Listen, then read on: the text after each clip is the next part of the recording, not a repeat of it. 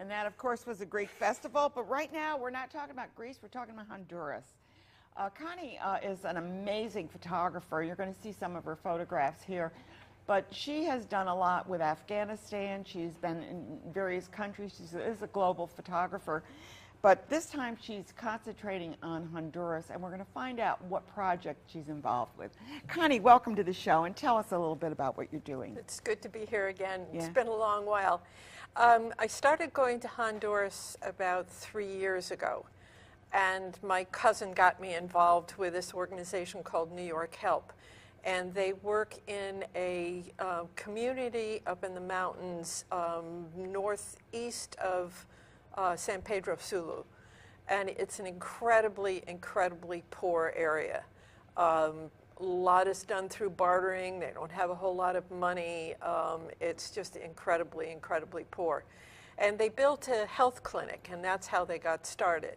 And I went down first to see what was happening, what they were doing, and then I sort of said, well, I know how to sew. Maybe I could do something. So it's evolved over the last couple of years, and this last year we have a wonderful woman who is a part of the community, who is an excellent seamstress, who is teaching a group of women who signed up for the program.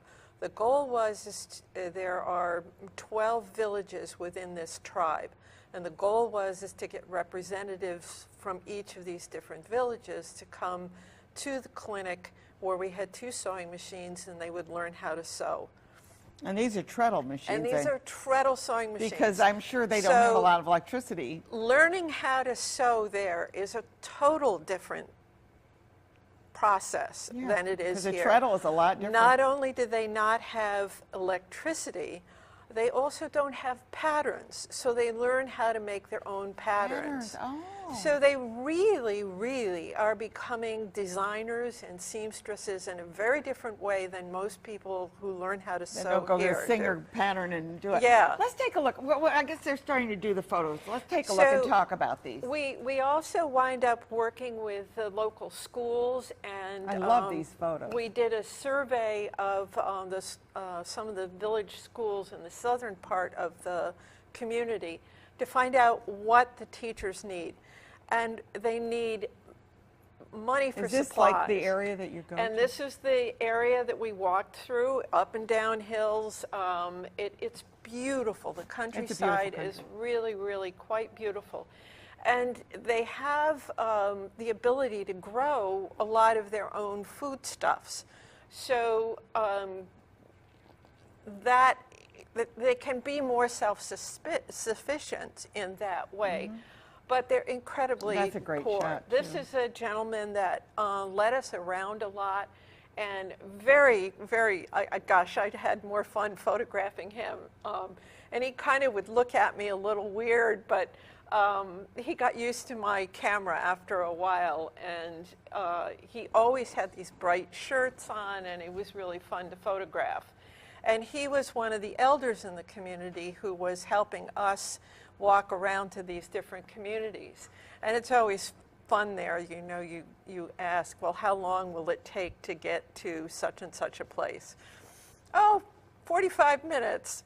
Well, is that your speed or our speed? Exactly. You know, and so 45 minutes later, we still hadn't gotten there. Yeah. But these are just some scenes of the communities itself. The lower left with the pigs on the outside, that was the house that we stayed in the lower part of the community. There's no hotels, there's no guest houses, where you are there's anyway, nothing no. like that. So you are in someone's home and they cook for you. Mm-hmm. What we did was provide some of the materials, the food for them to cook for us. And yeah, because you don't want to take from them, you want to give to them. Right. Or at least support your own way. So the lower left is the graduation sign that they had for the women who were in the sewing co-op community. And there were 11 women who did go through the full year project. Now, I know that some of the photos that you sent were of women, so we'll have to take a look at that. And Yes. I love the embroidery that you there. Yeah. Yeah. And this was the setup they had for the graduation. And these are tablecloths that the women did. They're and their embroidery is really beautiful. But again, it's learning how to work with them. For instance, they don't use embroidery hoops. They don't. How do you keep it taut? Well, so it's wrinkled. Oh, okay. So these are the kinds of things that I'm trying to work with them to help them So that they learn get about them, maybe. better quality. They also are limited in the fabrics that they have. I have not yet been able to go to a fabric store to find out what's available. Now, do they make these dresses? And these are the dresses that they made. Those on the left in the green and the yellow are a school uniform that they started making for the village where we are. And they also try to make it look more like what they call their festival dress. One of the things that's different about Honduras than, say, Guatemala, that is right next door, and you think of Guatemala with all the beautiful colors and weaving tradition. Honduras developed differently. The Mayan culture stopped right on the border pretty much of Honduras and Guatemala, so they don't have the same tradition. When they were colonialized, they lost a lot of their past history. So they're trying to recreate it. The women did these sewing books that showed the patterns, and then they did out of crepe paper these little scale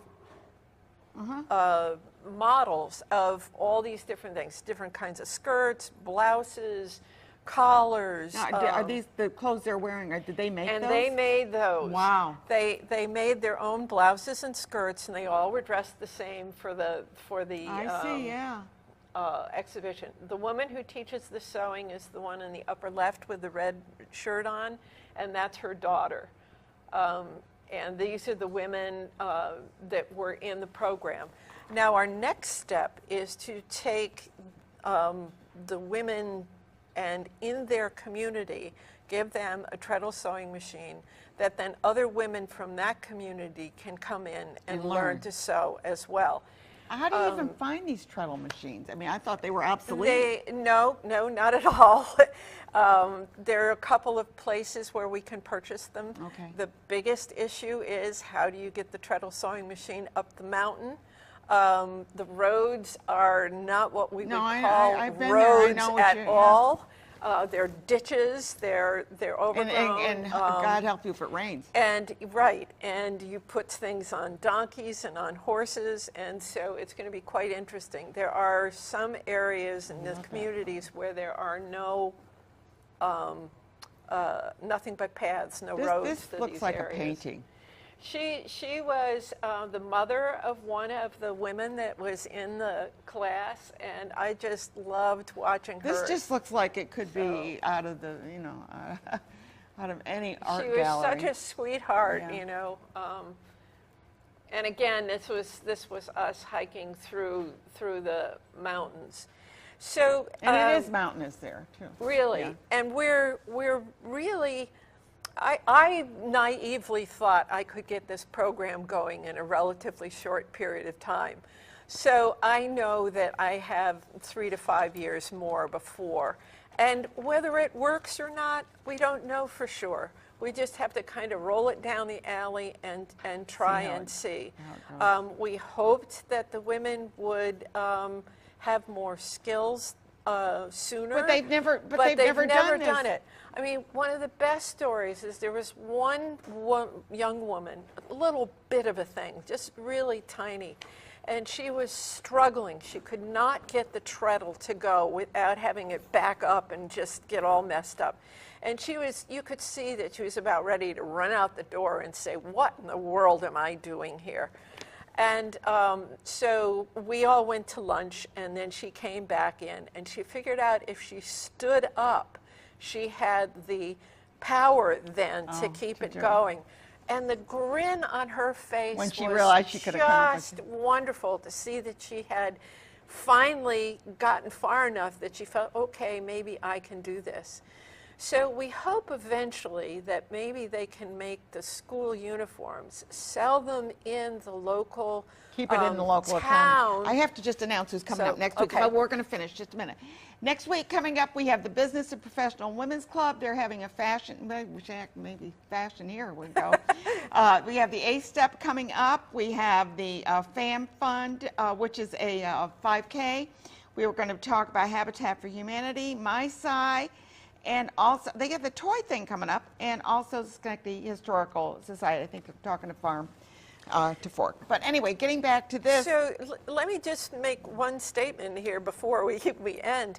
If people are interested in donating to us, at this point we're looking for financial support. In other years I've taken fabric down, but it's a huge job to take anything down. Well, not only that, but when you get money, you support the local economy. Right, and that's what we're trying to do. So if people are interested, they could send their donations to me. You could contact me through my website, which is globalphotographer@me.com. And I'll put that up on the website. And I will make sure, if you contact me through the email, then I can give you the address of where to send it. And I'm trying to collect it myself so I can keep tabs on what's happening, and then I send it into and you can contact me if you don't know any, if you want to help, contact me and I will get that information to Connie, and I will put this up on Facebook. A little bit goes a long way. A treadle sewing machine is $145. Not much, yeah. Not much. Yeah. So, yeah. So anyway, Connie's doing some great work, and please support these wonderful organizations that are trying to make this world a better place to live in. Stay tuned.